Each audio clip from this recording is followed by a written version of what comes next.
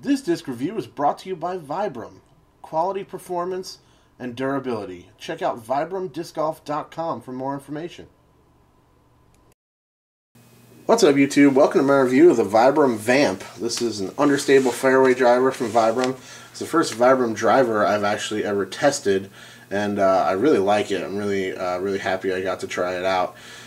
Big thank you goes out to Steve Dodge and Vibram for sending me this disc for review, so thank you very much to them. It was very kind and generous of them to kind of share this disc with me, and therefore I can post a review for you guys. Let's take a look at this disc. So I'll probably have to catch myself during this video because a lot of times during most of my reviews I use the word plastic quite a bit, but that is not really appropriate in this video because this disc is not made of plastic. It's made of rubber, which is what Vibram does. They make really high quality products out of rubber, and they've kind of transitioned that into the disc golf world. So if you look at this disc, you see that in the rubber material there's like little specks of different colors all throughout the kind of like lime green base color. So I think that's cool. It's interesting and somewhat unique. You don't really see that with any other manufacturers where they can have all these different little colors you know, as part of the actual material. There's your Vibram logo again, if it'll focus, and you can see it's inset into the disc, which I think is pretty cool. The back side of this disc is all kinds of interesting stuff to take a look at. So there it says Vamp. There's a little flight chart there that's molded into the disc. All this stuff is actually embossed, like molded in, which is cool, so you never have to worry about any of this information like wearing off or anything like that. Fairway driver, PDGA approved, made in the USA, and it says rubber, grip, and durability, compression molded memory, VibramDiscGolf.com. So let's go back and look at this little flight chart, which I think is a really great thing to put on a disc. That means anybody can pick this thing up off the shelf, and if you have, you know, a rudimentary understanding of the flight paths of discs, you can look at this and get an idea of what it's going to do.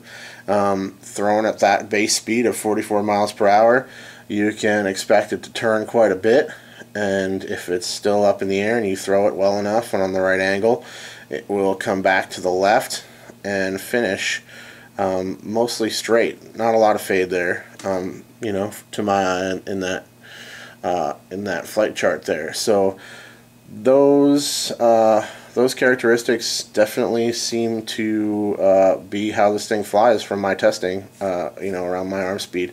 I'm not exactly sure how fast I'm able to throw, but I can tell you that it pretty much flew very similar to the flight chart shown there. So let's talk about the material of this thing.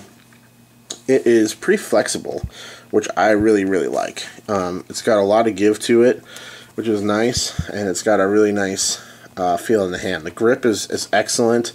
It's got a little bit of a pop top dome to it, and I really like the flexibility. That's definitely a big plus for me, just personally, something I really like. I'll tell you a quick funny story about this disc.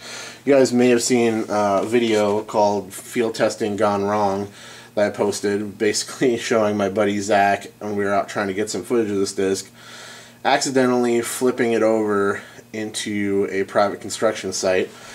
It's a pretty good representation of what a nice smooth turnover this thing will fly if you have a bigger arm, like my buddy Zach does.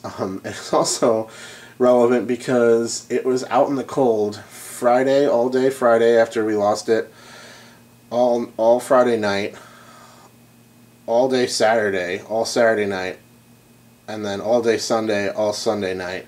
I got it back Monday morning, so it had been out in the cold all that time. I went down to the construction site, had a guy throw it over the fence back to me, really stoked to get it back in my hands, and I noticed once I picked it back up off the ground that it still had plenty of flexibility to it. It didn't feel slick or stiff like a disc usually does when it gets really cold.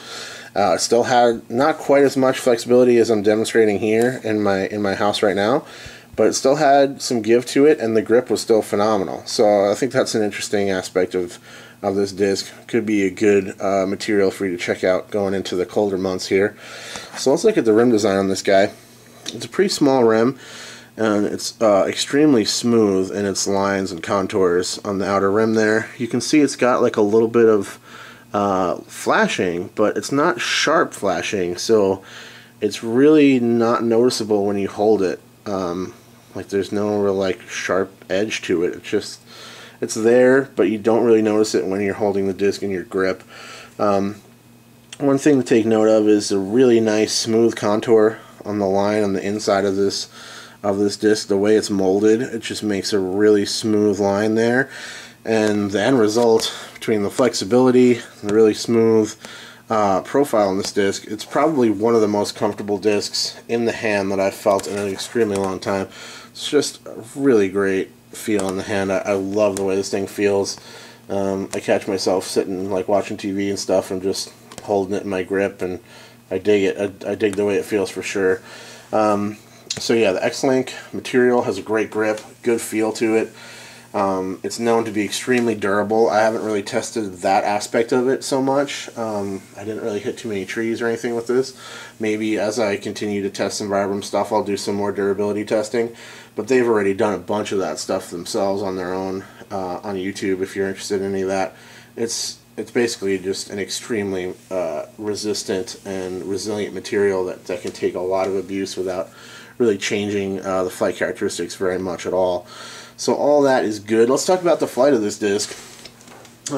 As you saw, as the little video that we talked about, if you have a bigger arm, it flies at turnover really nice. I think Zach threw it mostly flat in that particular instance, and kind of accidentally flipped it over.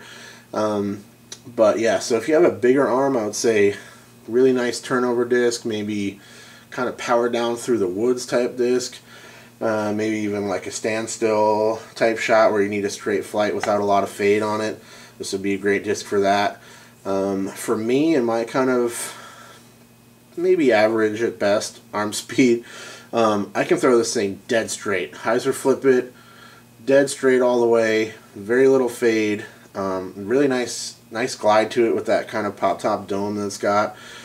It kind of inspires confidence when you're holding it because the grip is really nice and feels so comfortable in the hand that I found it really intuitive. I had very little issue getting accustomed to how this thing flies or what I need to do to get it to fly these different routes. I found it relatively neutral where it would fly a turnover very nicely if I wanted it to. I could throw it down on a little hyzer, let it pop up and go very straight as well, kind of get it to ride right for a while and then come back soft and finish a little bit at the end as well. And I could even throw it on a strong hyzer, take maybe a little bit of energy off of it and get it to fly a smooth hyzer line. So it would be a really great versatile kind of almost like a utility disc, especially for like more accuracy type shots where you need to hold a straight line, but you also want to stick with one disc that can work multiple angles, whether it's hyzer flip straight shots, turnovers, gentle hyzers with a little energy taking off of it. Great disc for that, in my opinion, for my arm speed. I think this would also be a really great beginner disc. You get this thing, it's so durable, you know that it's going to last a long time. If you like the way it flies right when you get it, it's going to fly like that for a very long time, and you can really get used to it and work a lot of different angles with it. So yeah, really great disc. Really happy to get a Vibram review out there for you guys. Thank you again to Steve Dodge and Vibram for sending me this thing, and thank you so much to you guys for watching. Cheers.